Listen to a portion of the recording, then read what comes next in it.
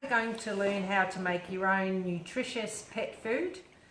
We're using some pet mints that we get from Highland Pet Food in New South Wales, some frozen veggies and some freshly cooked rice. So the first step is just going to be to mix everything up together.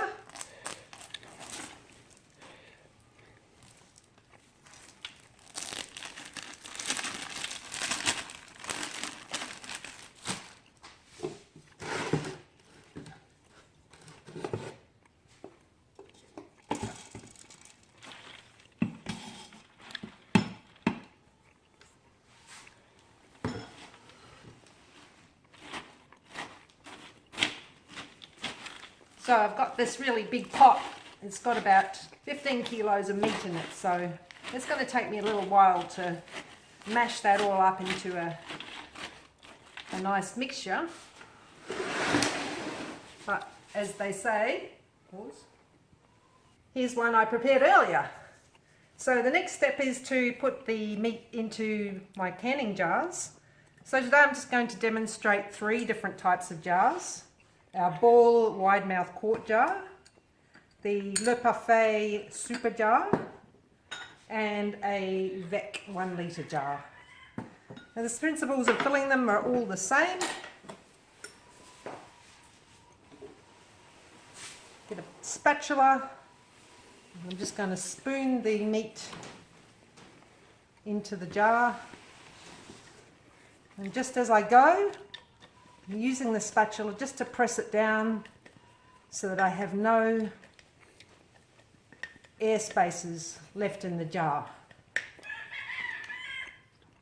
So the only safe way for us to preserve this meat will be to put it in a pressure canner. So the reason why I'm using these specialised preserving jars, which you can buy from OzFarmer.com, OzFarmer.com, they're all a tempered jar which will withstand the high heat in a pressure canner.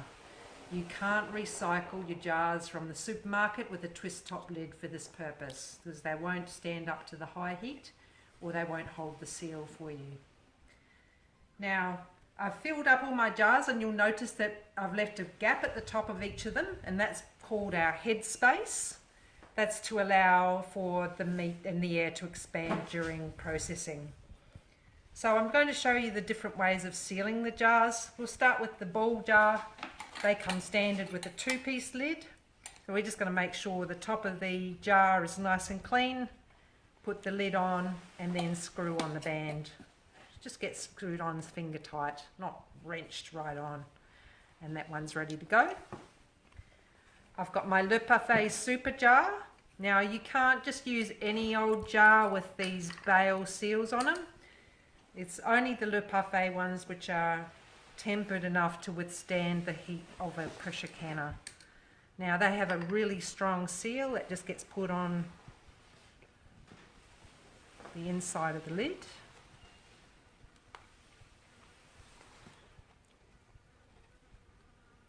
And then we just push that down, the bale comes down, closes, and that one's ready to go. And the Vec one, so the Vec has its glass lid with a rubber seal, which we're just going to pop on top of the jar. And we have 2 clamps to hold that on while we're processing. Some people recommend using 3 for pressure canning, but I find that 2 is plenty. And when we're putting the clips on, we're not going to try and snap them on, which will chip the lid. We're just going to hold that and then stretch the clip out so it'll tuck down under the lip on the under the lid there, under the at the top of the jar, like so. And that one's ready to process too. So the next step will be to fill up all the rest of my jars, and then we come back and I'll show you the process of pressure canning them. All the meat has now been put in jars. As you can see, most of them got put into the ball wide mouth quart jars, but I've also done some in the bigger half-gallon jars, as well as the Le Parfait and Vec one, which we demonstrated earlier. So what I'm going to do now is put them into the pressure canners. One of the advantages of having a self-sufficiency store is that you can have multiple pressure canners. So today I'm going to demonstrate the use of the Presto pressure canner as well as an All-American pressure canner.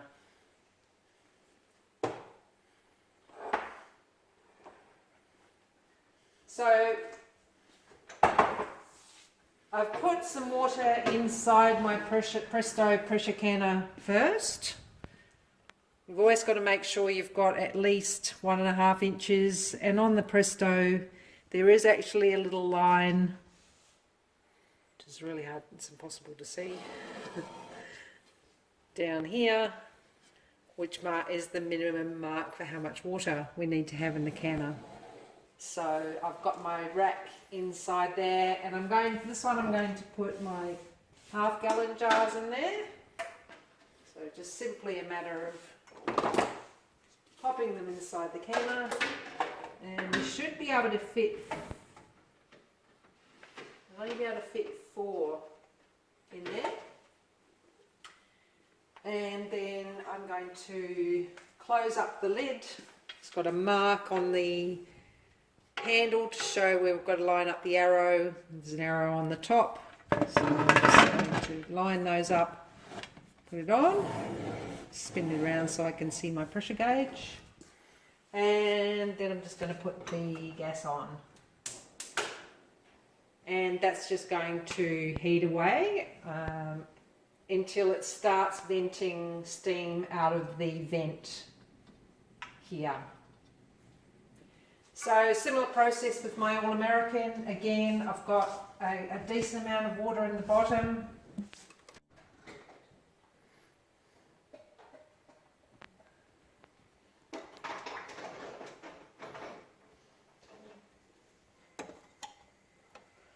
Recording. So the advantage of the 41 quart canner, which I'm using here, is that it can obviously take a large number of jars. This particular one, the 41 quart, will take 20 wide mouth quarts. So I'll put 10 in the bottom, and now what I'm doing is I'm putting a second layer on, and instead of just stacking them one on top of each other, I'm laying them like bricks. So the top one is sitting across the lids of 2 at the bottom.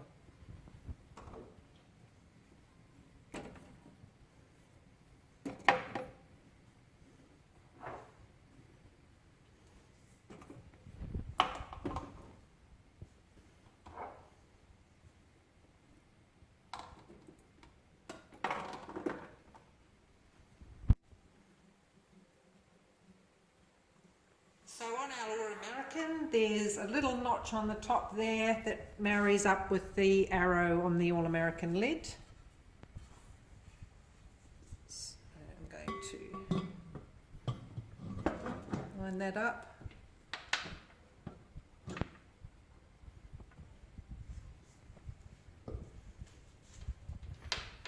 And then when we do up the bolts, we do up ones opposite each other.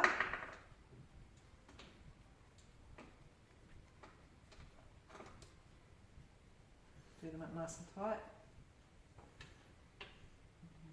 On there, sometimes.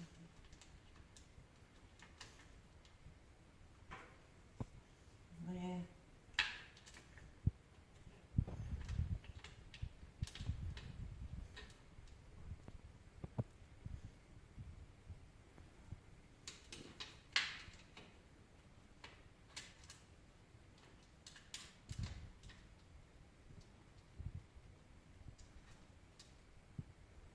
Yeah, so as you can see, there's a little bit fiddly with the All-American canner. The advantage of the canner is that it has a metal on metal seal, so that's what these wing nuts are doing, is holding the metal lid against the metal of the pot. The Presto, on the other hand, has a rubber seal, so it acts more like a normal pressure cooker. So whilst the All-American, as you can see, it's a beautifully engineered canner, the Presto canner will still do exactly the same job. So, you know, if you're weighing up which one to get, obviously it'll depend if you need to be doing large batches like we're doing with the pet food here today, it's great to have this large canner, but like you can see, the Presto will do the job. You're just going to have to process more. Processed, and I've left it to cool overnight, so now it's just a matter of opening up the canner and checking everything's okay.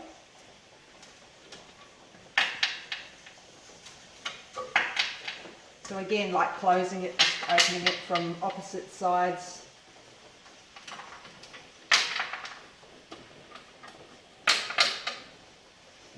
Twist that off.